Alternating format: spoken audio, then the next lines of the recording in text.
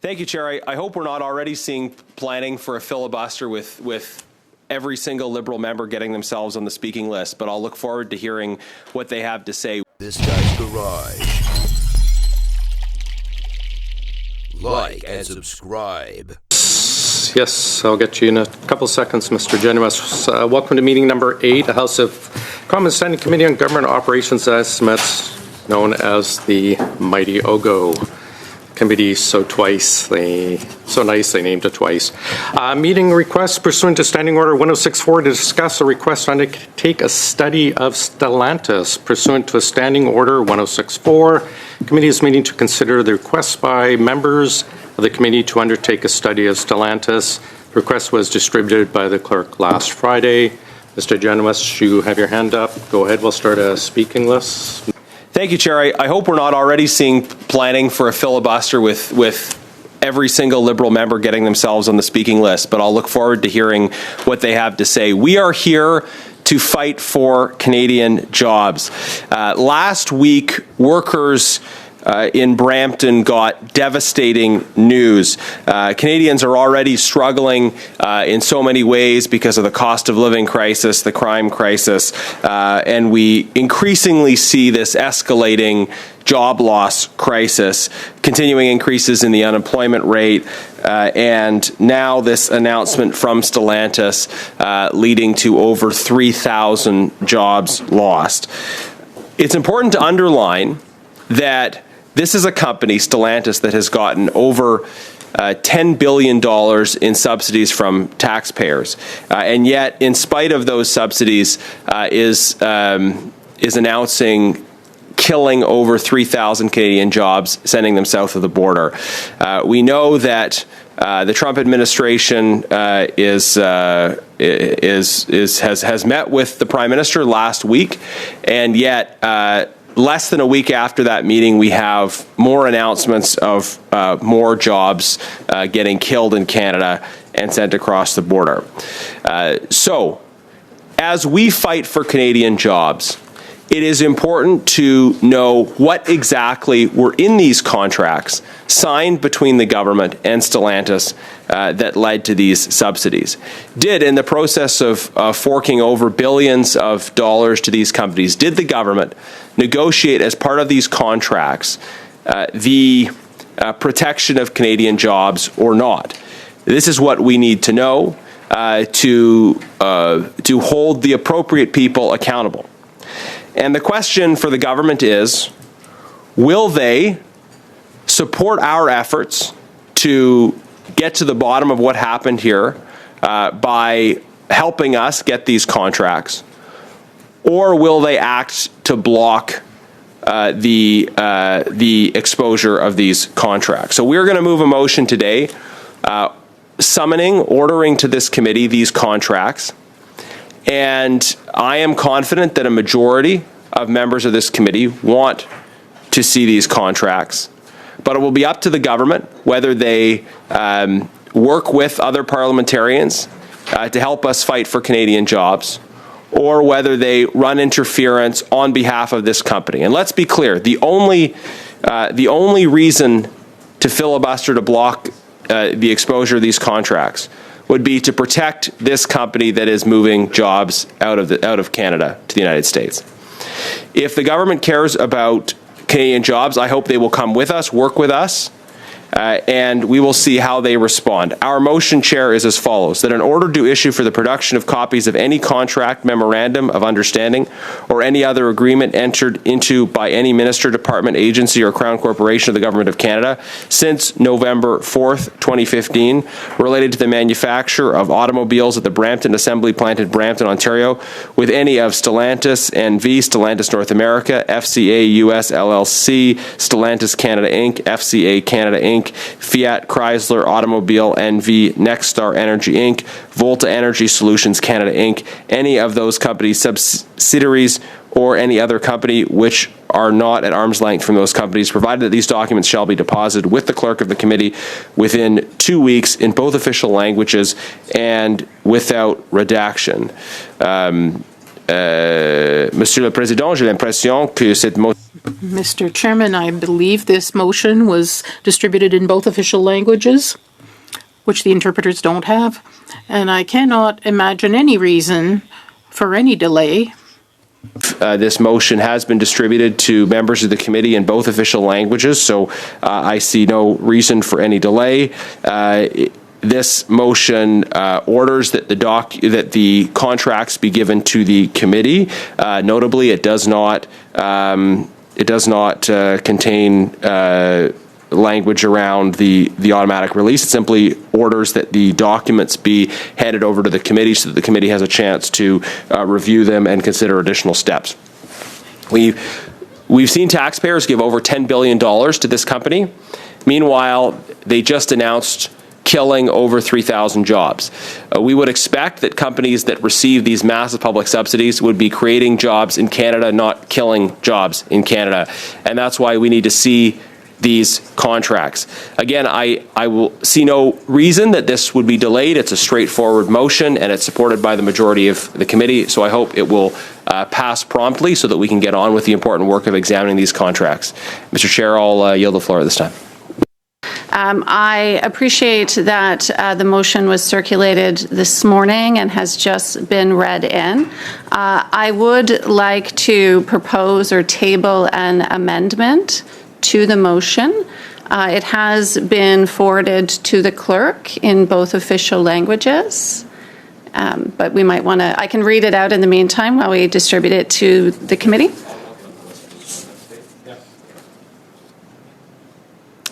Sure. So the amendment is simply at the end of the existing motion to remove and without redaction, and to add.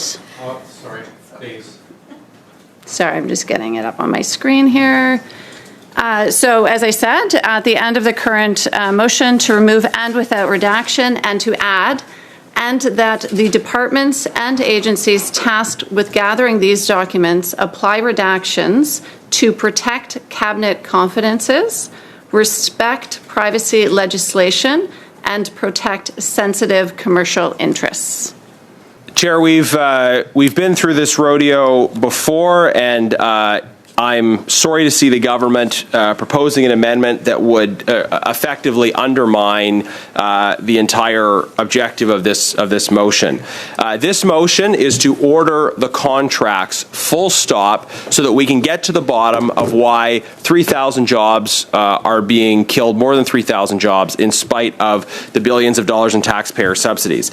And the Liberals are putting forward an amendment which would effectively give them wide discretion to redact from these documents, and it would give them the discretion to do that. The proposed for redactions are not redactions that would be done by independent entities. Their proposal gives full discretion to the government to redact what they want, using fairly broad room for justifications. This would prevent the committee from actually scrutinizing the contracts as they are. Now, let me underline, Mr. Speaker, that Mr. Chair, excuse me, that the motion we put forward does not call for the immediate release of these contracts. It calls for the full contracts to be given to the committee. The committee would have then reasonable discretion and would, I believe, use its powers responsibly to look at what's in these contracts, to consider the various issues and implications of releasing information, and releasing information to the degree that is appropriate. But what the Parliament Secretary has proposed is to prevent the committee, even in private, from having access to this information. Now, I'll make a few points with respect to this. As members know or should know, committees' powers to send for documents are limitless. The Privacy Act contains specific exemption language exempting documents that are ordered by a body such as this. And again, the other issues could be taken into the consideration, likely would be taken into consideration by the committee when deciding what and how to release these documents. But parliamentarians need to see these documents in order to do their work properly. So I'm disappointed that not entirely surprised, but disappointed that Liberals are putting forward this amendment, which would effectively neuter this motion. We are opposed to this amendment, and we will continue to fight for Canadian jobs by seeking the full unredacted documents without giving the government the discretion to redact whatever they feel like. Thank you. Ms. Jansen, and then that's the end of our speaking list. You know, folks, it's pretty simple. When government cuts these massive deals with big corporations, the least they can do is be honest with the people footing the $15 billion bill. We need to see what's actually agreed to. No more hiding behind commercial confidentiality and cabinet confidence. There is no public defense for keeping those contracts secret. Because at the end of the day, it's not the CEOs or politicians who worry about putting food on the table. It's the workers. It's the families who built these towns and who've been waiting for that plant to open. So let me ask you this. Are you on the side of workers and taxpayers who are fighting to keep jobs here in Canada, or on the side of the corporations taking public money to build factories in the US? That's my question. Thank you. Seeing no one else in the speakers list, we'll go to a vote on the amendment. Mr. Gasparou? Yes. Sorry. I thought that was clear. Like, come on, Vince, come on. Mr. Létard? It's on the line there. Yes. Yes. Madame Rochefort?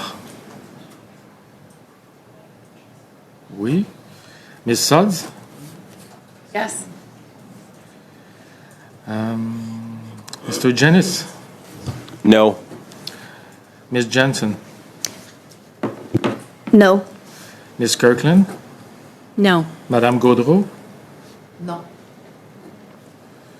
OK, so yeas pour 4, 4, nays contre 4, 4. I will say no.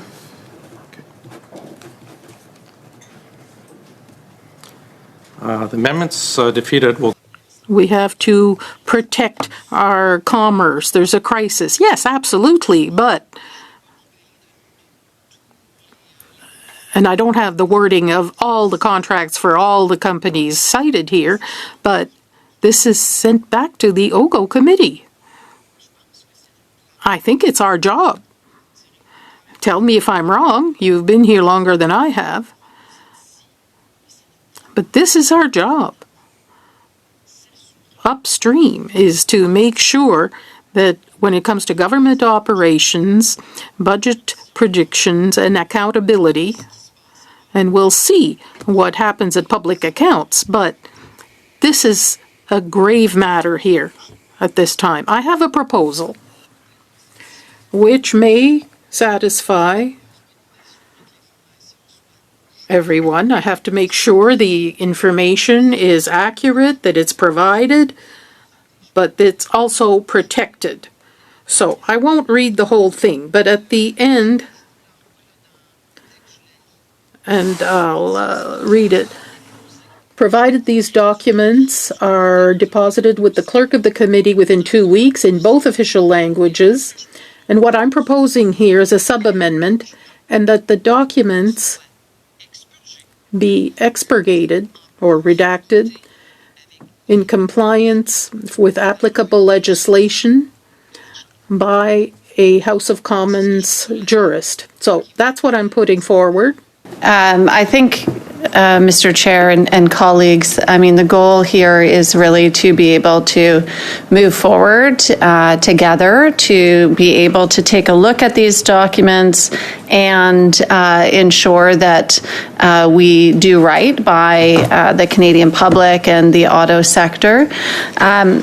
as we were stating earlier, there's definitely concerns around unredacted documents and ensuring that we maintain the confidentiality of commercial dealings, as one would expect, and as a government certainly we believe that we should be doing to ensure that commercially sensitive and confidential documents are maintained. Public disclosure of these documents is frankly not only illegal, but it also diminishes our reputation as a country, as a jurisdiction for foreign investment.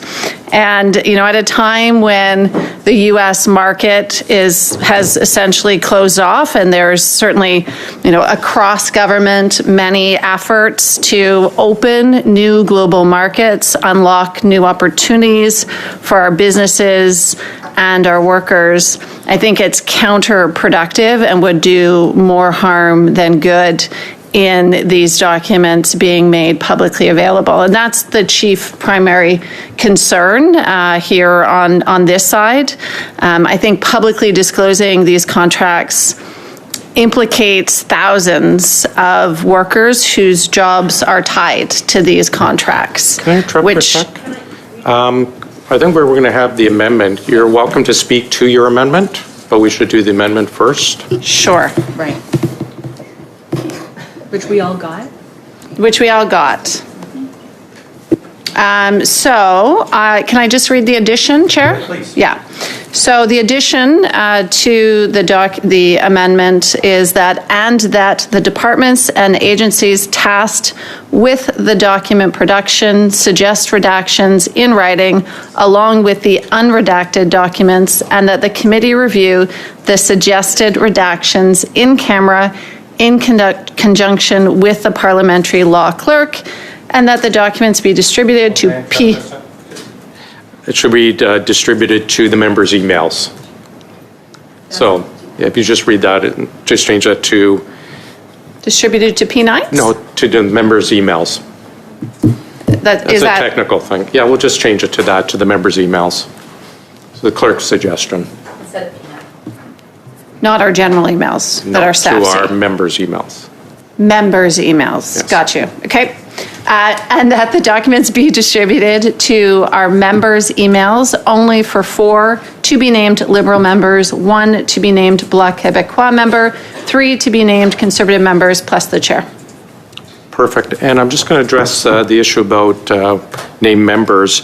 This is, again, instead of having this specific OGGO members, if a party, it'll be decided by the whip's office. If it's someone outside the normal committee will view it, then that will be the person that continues to be able to access that.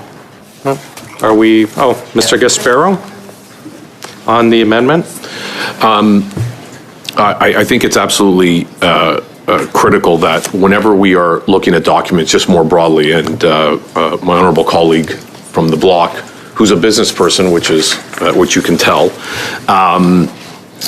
is that, again, we look towards the long term and the long-term implications of what happens when we request the distribution of documents more broadly, because it could have long-term implications to not only this government, but future governments. And, way too often politicians get accused to this, around the short-termism. And I think this is a perfect opportunity that we have to look to the long term and what can happen to future governments if we do not, protect this incredibly sensitive economic information, and that we ensure that future governments are able to enter into agreements and without having critical information be disclosed that could harm the company more, any future company more broadly, because simply we need to attract that foreign direct investment. I think that just a warning for this and I know it's weird because I'm a new MP, and you know I've been here for a hot second, but I think this is something that we just have to continue to focus on. Thank you. Wonderful, thank you. Can we get to a vote then, please, on the amendment? And then we'll vote on the amended motion. Do we need, we'll do a Recorded vote? recorded vote? Mr. Gasparo? In favor. Monsieur Létard? Oui. Madame Rochefort?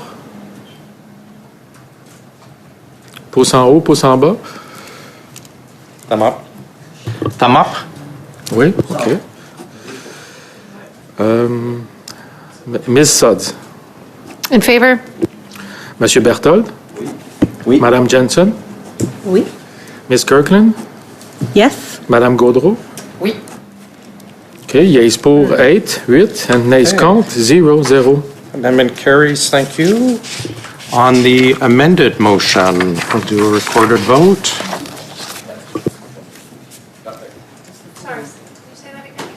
On the amended motion, so we passed your amendment, so now we have the motion as a whole.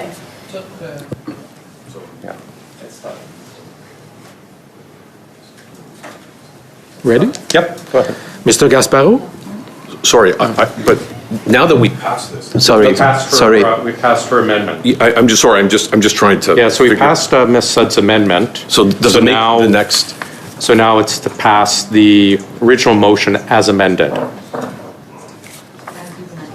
As we have As amendment. amendment, yeah, so we did the amendment, now the motion as amended. So I apologize, Chair. Oh, that's You know, okay. So, okay, so. Wait till we get into the sub-amendments, Oh, my God. Okay. So. I'm assuming we're voting then for this as we just voted, right? Wouldn't it just be the same? Exactly, you understand well. I don't know if I understand well. That's the thing to do. Well. Okay, Gasparo? Don't pull down the government. yes.